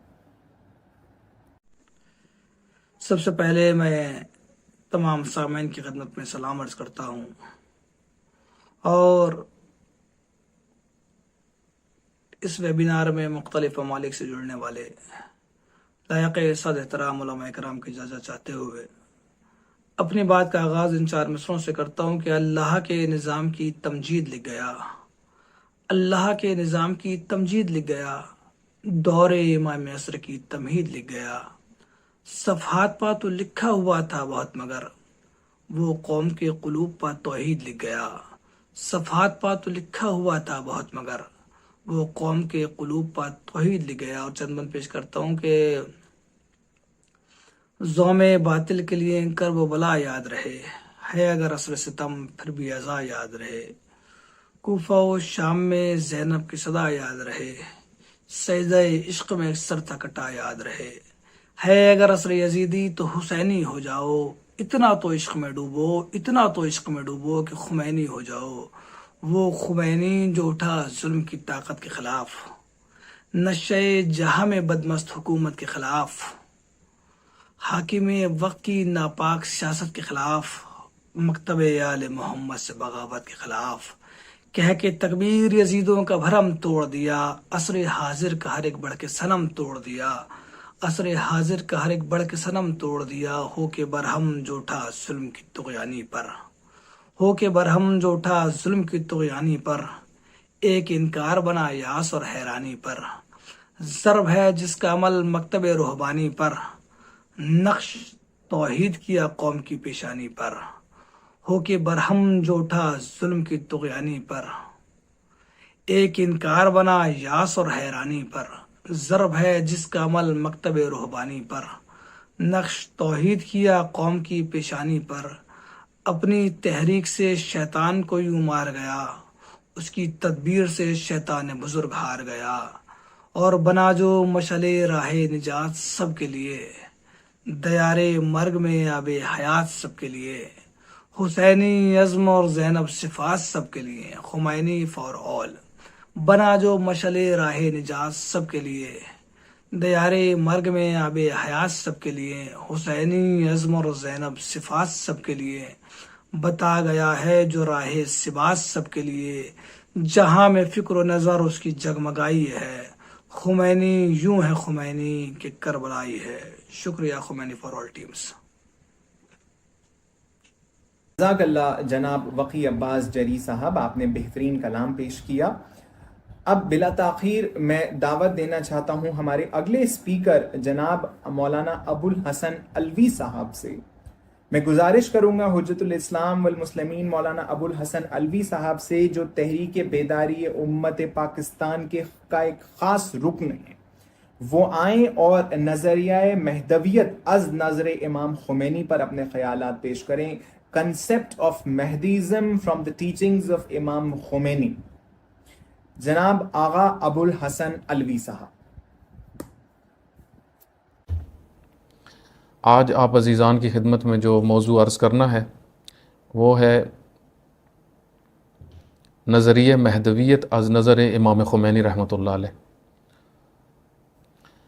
امام راحل امام خمینی رحمۃ اللہ علیہ ایک عظیم انقلابی شخصیت ہیں، فقیہ ہیں، فیلسوف ہیں، عارف ہیں، اور واقعی وارث ہیں انبیاء علیہ الصلوۃ والسلام کے اور ائمہ ہدیٰ علیہ الصلوۃ والسلام کے۔ امام خمینی رحمۃ اللہ علیہ گزشتہ صدی کی عظیم مفکر ہیں، اور در حقیقت امت مسلمہ کو انہوں نے نجات کا ذریعہ بتایا، امت مسلمہ کے امراض کی تشخیص دی، ان کی کون کون سی مشکلات ہیں جس وجہ سے امت مسلمہ ذلت اور رسوائی کا سفر طے کر رہی تھی۔ تو امام نے ان امراض، ان مرضوں کو تشخیص دیا، اور اس کے بعد ایک بہترین طبیب ہونے کے عنوان سے امت کا علاج کیا، اور وہ جو مشکلات تھی ان کو پوری توانائیوں کے ساتھ دور کیا، اور اپنی زندگی میں انقلاب اسلامی کو برپا کیا۔ امام کے افکار کے بہت سارے پہلو ہیں، امام خمینی رحمۃ اللہ علیہ کی افکار کے بہت سارے پہلو ہیں، ایک کیونکہ عظیم شخصیت ہیں، اور ان کے جو عمل ہیں، ان کی جو افکار ہیں، ان کے اوپر جتنا تبصرہ کیا جائے وہ کم ہے۔ لیکن میں نے یہ جو موضوع انتخاب کیا اس کے ساتھ امام مہدی علیہ الصلوۃ والسلام، تو اس کی وجہ یہ ہے کہ امام مہدی علیہ الصلوۃ والسلام کی شخصیت پہ مختلف اوقات میں حملے ہوتے ہیں۔ عالمی سطح پہ بھی امام مہدی عجل اللہ تعالی فرجہ کی شریف کی شخصیت پہ حملے کیے جاتے ہیں، اور اسی طریقے سے مختلف ممالک کے اندر، جس طرح خود پاکستان میں بھی ہمیشہ کچھ ایسے طبقات ہیں جن میں خبیث لوگ ہیں جو حضرت حجت ابن الحسن علیہ الصلوۃ والسلام کی اہانت کرتے ہیں، ان کی دشمنی جو ہے اس کا اظہار کرتے ہیں۔ تو ہمیں امام مہدی علیہ الصلوۃ والسلام کو سمجھنے کی ضرورت ہے، مہدویت کے نظریے کو سمجھنے کی ضرورت ہے۔ امام خمینی رحمۃ اللہ علیہ کی ایک جو بہت بڑی خصوصیت تھی وہ یہ تھی کہ امام مجدد دین ہیں۔ امام خمینی رحمۃ اللہ علیہ انہوں نے دین کے افکار کو، انہوں نے ان کے دین کے نظریات کو زندہ کیا، دوبارہ معاشرے میں احیا کیا، اور خصوصاً تشیع کے اندر جو نظریات جن پہ تشیع کھڑی ہوئی ہے، جس طرح غدیر کا موضوع ہے، جس طرح عاشورہ کا موضوع ہے، جس طریقے سے خود مہدویت کا موضوع ہے، یہ بنیادیں ہیں تشیع کی۔ تشیع کے اندر مہدویت کا نظریہ بہت اہمیت کا حامل ہے، جس طریقے سے غدیر کا موضوع ہے، اسی طریقے سے عاشورہ کا موضوع ہے۔ ان کی تفسیر پوری تاریخ میں کیونکہ جو امپورٹنٹ چیز ہوتی ہے، ہمیشہ اس نقطے کو یاد رکھیں، اسی کے اندر گڑبڑ کی جاتی ہے۔ آپ دیکھیں آسمانی کتب کے اندر تحریف کی گئی، کیونکہ آسمانی کتابیں جو ہوتی ہیں وہ انسانی معاشروں کی ہدایت کے لیے ہوتی ہیں۔ زبور میں کیوں تحریف ہوئی؟ کیونکہ اس امت نے اسی کتاب کے ذریعے سے نجات پانی تھی، اس وجہ سے شیطانوں نے آ کے اس کتاب میں تحریف کی، کیونکہ کتاب الہی سے بڑھ کے تو امت کے لیے اور کوئی چیز نہیں ہوتی۔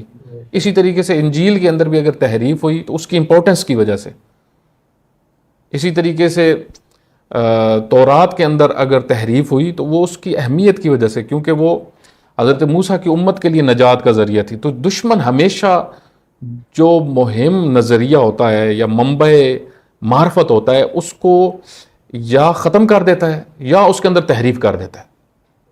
تحریف ہو جائے تو پھر بھی آپ اصلی بات سمجھ نہیں پاتے۔ اسی طریقے سے پوری تاریخ کے اندر آپ دیکھیں غدیر کے اندر مختلف طبقات نے تحریف کی، نظریے غدیر میں، ٹھیک ہے، اپنوں نے بھی کی، غیروں نے بھی کی، دشمنوں نے بھی کی، سب نے کی غدیر کے نظریے، کیونکہ نظریہ غدیر بہت مہم ہے تاریخی لحاظ سے بھی، اور خود امت مسلمہ کی حیات میں اس کا بڑا اثر ہے. دیکھیں امتوں کی زندگی انہی نظریات میں ہے، انہی نظریات میں امتیں تربیت پاتی ہیں. اگر امت کو غدیر کا نظریہ پتہ چل جائے صحیح درست طریقے سے تو یہ حالات نہ ہوں جو آج ہم دیکھ رہے ہیں. عاشورہ، اگر صحیح عاشورہ زندہ ہو جائے، معاشرے کے اندر ظلم ہی ختم ہو جائے، کوئی فرعون حکومت نہ کر سکے، کوئی یزید معاشرے کے اندر سر نہ اٹھا سکے، اگر عاشورہ کا صحیح نظریہ معاشرے کے اندر پہنچا دیا جائے. اور آپ دیکھیں امام خمینی رحمۃ اللہ علیہ نے انہی بنیادوں پہ انقلاب اسلامی کو برپا کیا. مہدویت کا نظریہ بھی انہی نظریات میں سے ہے جس کے اندر تحریف ہوئی، اور امام خمینی رحمۃ اللہ علیہ نے اس نظریے کو اس طرح آ کے پیش کیا.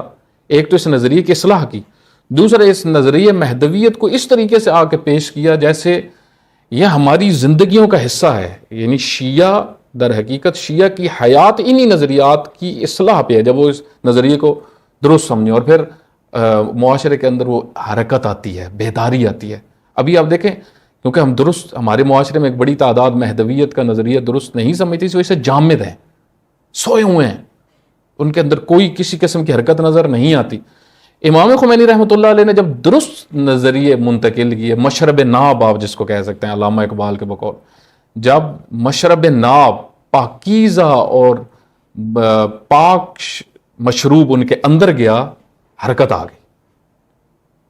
اس وجہ سے آپ دیکھیں کسی بھی جوان کو صحیح آئیڈیالوجی مل جائے اس کی زندگی میں تبدیلی آ جاتی، اس کی زندگی سے سستیاں، بیکار ہونا، یہ سب ختم ہو جاتا.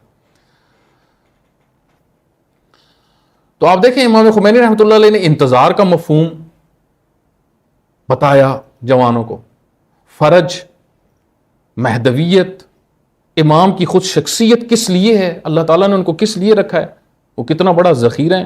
ان سب موضوعات کے اوپر امام نے جو ہے وہ مطالب بیان کے، وہ میں عبارتیں آپ کے سامنے پڑھتا ہوں. امام خمینی رحمۃ اللہ علیہ فرماتے ہیں کہ انقلاب مردوں میں ایران، یہ جو لوگوں نے انقلاب برپا کیا ایران میں، نقطہ شروع انقلاب بزرگ جہانی اسلام بے پرچمداری حضرت حجت ارواحنا فدا است. فرماتے ہیں یہ جو ہم نے کام کیا ہے یہ امام زمانہ علیہ الصلوۃ والسلام کے کام کا آغاز ہے کہ خداوند بر ہمیں مسلمانان و جہانیان منت نہد و ظہور و فرج شرادر عصر حاضر قرار دہت. فرماتے ہیں کہ اللہ تعالیٰ تمام مسلمانوں پر اللہ تعالیٰ نے لطف کیا ہے، امام مہدی علیہ الصلوۃ والسلام کا ظہور لطف ہے، ان کی فرج، وہ ان کی جو امام کی امید جو ہے ان کے متعلق جو امید ہے لوگوں کے اندر، یہ اللہ تعالیٰ کا لطف ہے مسلمانوں کے اوپر. پھر امام خمینی رحمۃ اللہ علیہ کی صحیفہ نور، جو ان کے مشہور ساری وہ کتاب جو تقریریں تھیں وہ صحیفہ نور میں اکٹھی کی گئی کتاب ہے جو امام خمینی سے منسوب ہے، صحیفہ نور. اس کی جلد نمبر 16 میں امام خمینی رحمۃ اللہ علیہ کی یہ تعبیر موجود ہے: امیدوار ہم کہ این انقلاب یہ انقلاب جہانی بے شوت و مقدمہ برائے ظہور بقیت اللہ ارواحنا لہ فدا باشد.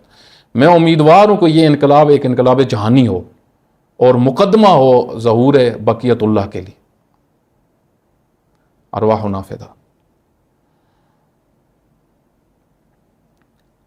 پھر فرماتے ہیں کہ دست عنایت خدا تبارک و تعالی بر سر این ملت کشیدہ شدہ است و ایمان آنہارا تقویت فرمودہ است کہ یہ کی از علائم ظہور بقیت اللہ ارواحنا فدا است.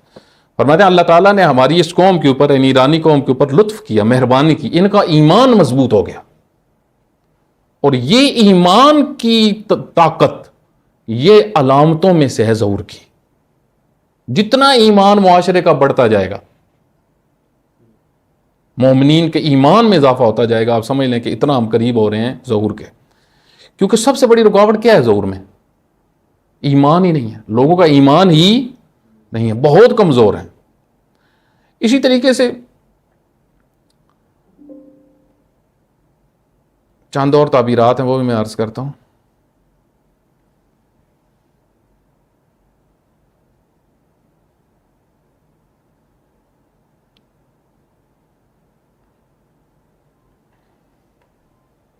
ماں ہم انتظار فرج داری و باید در انتظار خدمت کنی. فرماتے ہیں ہم بھی امید کے انتظار میں ہیں اور اس انتظار کی خدمت اور باید در این انتظار خدمت کنی، ہمیں بھی خدمت کرنی چاہیے. انتظار کے لیے ہمیں بھی خادم بننا چاہیے. انتظار فرج انتظار قدرت اسلام است. اس امید کا انتظار اصلاً قدرت اسلام کا انتظار ہے. جو اس کے لیے کام کر رہا ہے وہ در حقیقت اسلام کی طاقت چاہتا ہے دنیا کے اندر، اسلام کی طاقت. اس وجہ سے اس سے بڑھ کے انسان کی توانائی کا بہتر خرچ ہونا اور کہیں پہ بھی نہیں. یعنی اصل میں مومن کی توانائیاں اللہ کی راہ میں خرچ ہونی چاہیے، صرف اللہ کی راہ میں، شیطانی راہ میں نہیں. آپ دیکھیں ایک بڑی تعداد اپنی توانائیاں شیطانوں کی سربلندی کے لیے اپنی توانائیاں لگا دیتے ہیں.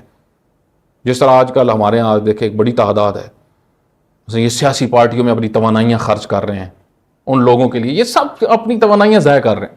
اپنی توانائیاں اس راہ میں خرچ کرو جن کے منتظر ہو، جن پر تمہارا عقیدہ ہے. اپنے عقیدے کے خلاف کیوں چل رہے ہو؟ اور مہدویت کا جب آتا ہے نظریت قدرت اسلام، یعنی جو در حقیقت مہدویت کے لیے کام کر رہا ہے وہ کیا چاہتا ہے کہ اسلام قدرت والا بنے. دیکھیں جس معاشرے میں بھی اسلام کمزور ہے نا، کس وجہ سے ہے؟ اصل میں مومنین کی وجہ سے. جہاں پہ لوگ کمزور ہیں، آپ دیکھیں میں کچھ دن پہلے امام صادق علیہ الصلوۃ والسلام کی زندگی کے متعلق ایک تحقیق کر رہا تھا امام علیہ الصلوۃ والسلام کی زندگی کے متعلق. امام باقر علیہ الصلوۃ والسلام نے فرمایا اپنے فرزند جعفر صادق علیہ الصلوۃ والسلام سے کہ آپ قائم ہو، آپ قیام کرو گے، آپ نظام بناؤ گے، اس شرط پہ کہ لوگ اگر سمجھ گئے تو آپ کی شخصیت کو، آپ کے مقام کو. آپ دیکھیں کہ امام جعفر صادق علیہ الصلوۃ والسلام نے پورا ماحول بنا دیا تھا ایک حکومت اسلامی کا، لیکن لوگوں نے ساتھ نہیں دیا امام کا. بنی عباس جو تھے وہ فرصت طلب تھے، موقع کی تلاش میں تھے. ان کو بہترین موقع مل گیا، انہوں نے اہل البیت کا نام استعمال کر کے اہل البیت کی حکومت لے لی. انتہائی چالاک لوگ تھے بنو عباس. امیر المومنین کا نام لیا، ٹھیک ہے. لوگوں سے کہتے تھے کہ ہم اہل البیت کے حق کے دفاع کے لیے، ان کے اوپر جو ظلم ہوا ہے اس کو ختم کرنے کے لیے، ٹھیک ہے، ہم رضا آل محمد کے لیے، یہ ان کے شعار تھے، آل محمد کی رضا حاصل کرنے کے لیے ہم سب کچھ کر رہے ہیں. لیکن آپ دیکھیں لوگ ان کے ساتھ مل گئے، ان کی باتوں میں آ گئے، ان کے دھوکے میں آ گئے. امام علیہ الصلوۃ والسلام لوگوں کو سمجھاتے رہے لیکن لوگ متوجہ نہیں ہوئے. اس کا نتیجہ کیا ہوا کہ اب دشمن کو تو سمجھ آ چکی تھی کہ امام جعفر صادق علیہ الصلوۃ والسلام مضبوط ہو چکے ہیں. اس وجہ سے جو ہی امام جعفر صادق علیہ الصلوۃ والسلام کی شہادت ہوئی تو ظالموں نے دو کام ایسے کیے جس سے تشیع کو نقصان ہوا، اور وہ خود تشیع شیعہ کی کمزوریوں کی وجہ سے ہوا. ایک، انہوں نے امام کی زندگی میں ہی فرقہ بنا دیا اسماعیلی، اور خصوصاً جب امام جعفر صادق علیہ الصلوۃ والسلام دنیا سے گئے تو اسماعیلی فرقہ بہت زیادہ پھیلنا شروع ہو گیا، یعنی شیعہ کو توڑا. امام جعفر صادق علیہ الصلوۃ والسلام نے اپنی زندگی میں بتایا، ان کی زندگی میں اسماعیل فوت ہو گئے تھے. امام علیہ الصلوۃ والسلام نے لوگوں کو پھر بتایا کہ دیکھو اسماعیل دنیا سے چلے گئے، لیکن پھر بھی شیعہ کے اندر ایک انحرافی گروہ وجود میں آ گیا، اسماعیلی. جزاک اللہ آغا ابو الحسن الوی صاحب، آپ نے اپنے علم سے اور بہترین انداز میں ہمارے اذہان کو بیدار کیا. بہت ہی اہم موضوع سے نظریہ مہدویت از نظر امام Khomeini, concept of Mahdism from the teachings of Imam Khomeini, یہ بہت ہی اہم ٹاپک تھا. اور خاص طور سے ہمارے قوم کے نوجوانوں کے لیے یہ ضروری ہے کہ ہم صرف ریچولز ہی نہیں بلکہ ان ریچولز کا پریکٹیکل بھی کر کے دکھائیں، جیسے امام خمینی نے 1979 میں کر کے دکھایا تھا. انہوں نے اپنی سپیچز میں، اپنی تقاریر میں مستقل اس بات کا ذکر کیا کہ اسلام کا وہ حصہ جو سیاست سے اور معاشرے سے جڑا ہوا ہے، کیا وہ نظام، کیا وہ سیاست، کیا وہ معاشری مسائل، کیا وہ ڈیفنکٹ پڑے رہیں گے غیبت امام زمانہ میں؟ کیونکہ ضروری ہے کہ اگر امام غیبت میں ہیں تو ان کی قوم کے لوگ اس کے اوپر کام کریں تاکہ ایک نظام اسلامی، ایک نظام عدل الہی قائم کیا جا سکے. اور وہی چیز امام خمینی نے ایز اے کانسیپٹ آف مہدیوزم پیش کری.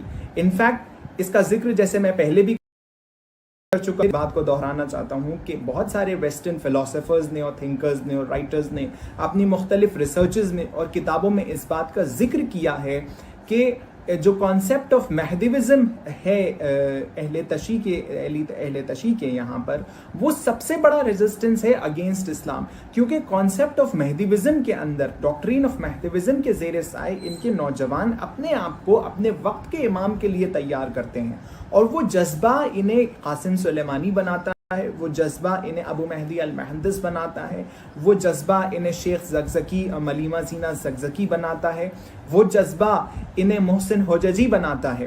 اور وہ جذبہ ایسا نہیں ہے کہ وہ صرف ایک شخص یا شخصیت تک محدود ہو یا کچھ شخصیات تک محدود ہو، بلکہ پورا معاشرہ جو ہے وہ اس کے اوپر قائل ہونے کے لیے تیار ہے، اس کے اوپر عمل کرنے کے لیے تیار ہے. تو یہ کانسیپٹ آف مہدیوزم جو امام خمینی نے پریکٹیکلی کر کے دکھایا کہ جو کانسیپٹ آف مہدیوزم ہے اس کا پریکٹیکل ایگزیکیوشن 1979 میں ہم نے دیکھا.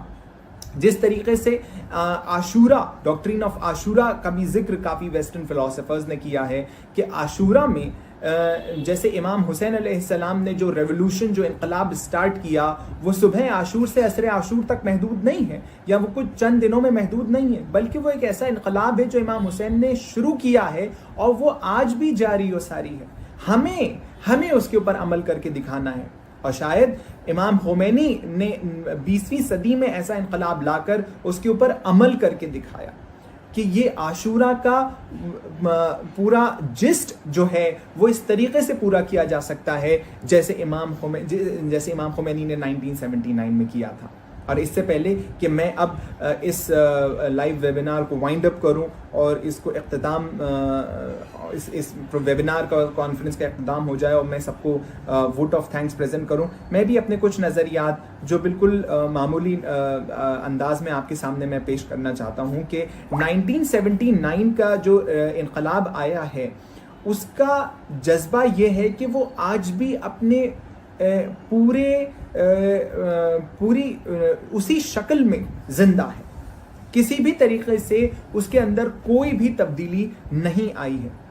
اسلامک ریولوشن یا اسلامی انقلاب 1979 کا وہ کسی چند افراد کے لیے یا چند فیلڈز میں محدود نہیں ہے، بلکہ اس نے ہیومن رائٹس، حقوق انسانی پر کام کیا، بلکہ اس نے رینیساں پر کام کیا.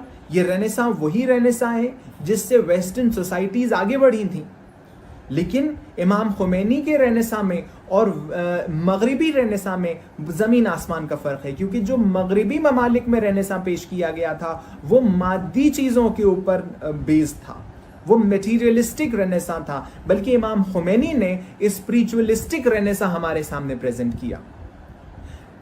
چاہے یہ انقلاب انسانی حقوق سے ریلیٹڈ ہو، چاہے یہ انقلاب رینیساں سے ریلیٹڈ ہو، چاہے یہ انقلاب ویمن امپاورمنٹ سے ریلیٹڈ ہو، ہم نے ہر فیلڈ میں دیکھا کہ اس انقلاب نے ترقی پائی اور کامیابی پائی.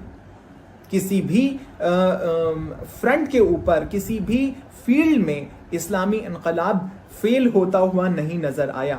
اسی لیے یہی سب سے بڑا ریزن ہے کہ آج اسلام کے سارے دشمن ایک پروپیگنڈا چلاتے رہتے ہیں کہ ہم کسی طریقے سے اسلامی معاشرے کو اور اسلامی حکومت کو ہم بدنام کریں کہ یہ عورتوں کے حقوق کو پامال کرتے ہیں، یہ لوگوں کے حقوق کو پامال کرتے ہیں. ان کے یہاں پر کوئی ڈیولپمنٹ، کوئی سائنٹیفک انوینشنز اور ڈسکوریز نہیں ہوتی ہیں، بلکہ ہم نے ایک ایسے ایگزامپلز پریزنٹ کیے ہیں جیسے قاسم سلیمانی ہیں، ہم نے ایسے ایگزامپلز پریزنٹ کیے ہیں جیسے محسن فخرزادے ہیں. ہمارے پاس سولجرز بھی ہیں، ہمارے پاس سائنٹسٹ بھی ہیں، ہمارے پاس ڈاکٹرز بھی ہیں، ہمارے پاس پائلٹس بھی ہیں. اور سب سے اچھی بات اس معاشرے کی، اس انقلاب کی یہ ہے کہ آج کوئی بھی مغربی ممالک یا کوئی بھی دشمنان اسلام اس بات کو نہیں کہہ سکتا कि इस्लामी इनकलाब ने औरतों के हुकूक को ख़ास तौर से पामाल किया है। झूठ फैलाना एक अलग बात है, लेकिन आज ईरान के अंदर हम विमेन पायलट्स भी देख सकते हैं, आज हम ईरान के अंदर विमेन डॉक्टर्स भी देख सकते हैं, आज हम ईरान के अंदर विमेन इंजीनियर्स और विमेन साइंटिस्ट भी देख सकते हैं। तो सबसे अच्छी बात इस पूरे इनकलाब की ये थी कि इस इनकलाब ने हर फ्रंट के ऊपर कामयाबी पाई है। तो इसी के साथ अब मैं इस वेबिनार को वाइंड अप करता हूं और मैं थैंक्स अदा करना चाहता हूं तमाम मेहमान का, तमाम स्पीकर्स का, खुसूसन हिज एक्सीलेंसी जनाब मोहम्मद अमीन शहीदी साहब जो हमारे साथ पाकिस्तान से जुड़े, हिज एक्सीलेंसी जनाब शेख हमजा सौदागर साहब who joined us from United States of America, जनाब हिज एक्सीलेंसी जनाब मौलाना अबुल हसन अलवी साहब जो हमारे साथ पाकिस्तान से जुड़े, हिज एक्सीलेंसी जनाब मौलाना अकील अब्बास सरानी साहब जो हमारे साथ कौम ईरान से जुड़े, जनाब अली दीप रिजवी साहब जो हमारे साथ पाकिस्तान से जुड़े, जनाब वकी अब्बास जरी साहब जो हमारे साथ स्वीडन से जुड़े, जनाब सैयद मुस्तफ़ा हुसैनी साहब जो हमारे साथ ईरान से जुड़े। मैं सबका शुक्रगुजार हूँ और ऑर्गेनाइजर्स के बिहाफ पर और ऑडियंसेस के बिहाफ पर मैं आपका शुक्रिया अदा करना चाहता हूँ। And I also want to thank the audiences for being with us through out the programme. और आपने हमारा साथ दिया और आपने इस वेबिनार का हिस्सा बन के आपने भी उतना ही सवाब कमाया है। और आखिर में मैं last but not the least मैं सबसे ज़्यादा शुक्रिया अदा करना चाहता हूँ ऑर्गेनाइजर्स का इस वेबिनार को जो इमाम खुमैनी की लेगेसी को ज़िंदा रखे हुए हैं। जज़ाकल्लाह सबको, वसलाम, खुदा हाफिज़।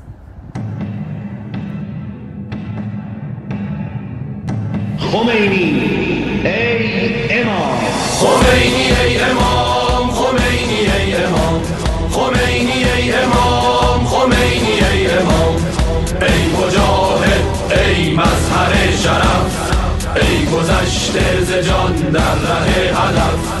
chon nejat insan shuar tost, marg dar rah haq iftikhar tost. این تویی پاسدار حق، خصم اهریمنان دوستدار حق. بود شعار تو به راه حق بیام، ز ما تو را درود، ز ما تو را سلام. خمینی ای امام، خمینی ای امام، خمینی ای امام، خمینی ای امام.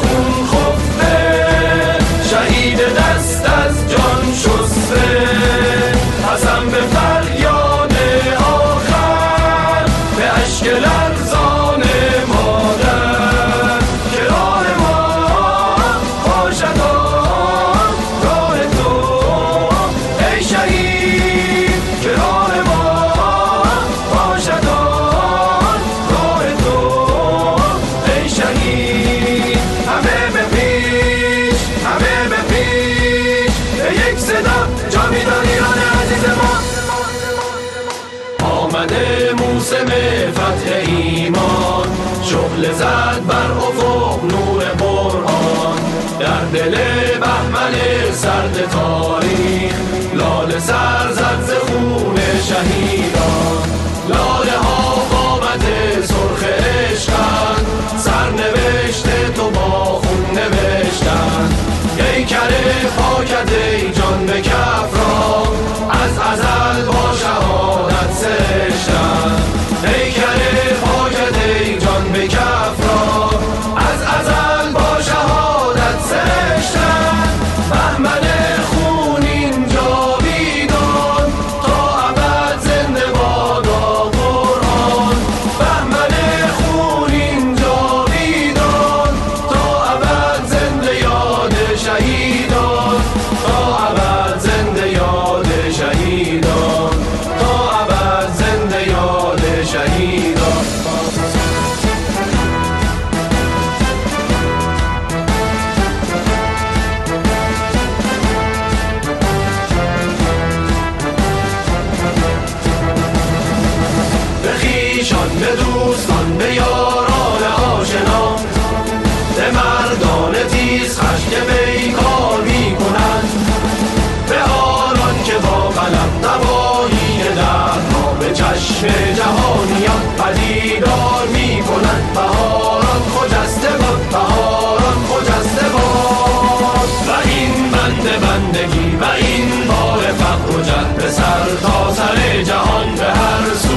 تاریخی که هست نگون و گسسته باد، نگون و گسسته باد.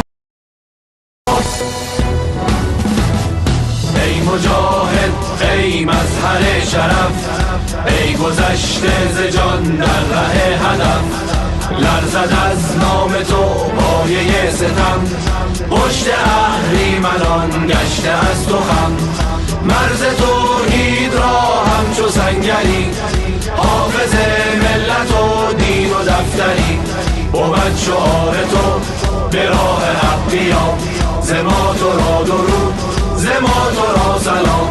خمینی ای امام، خمینی ای امام.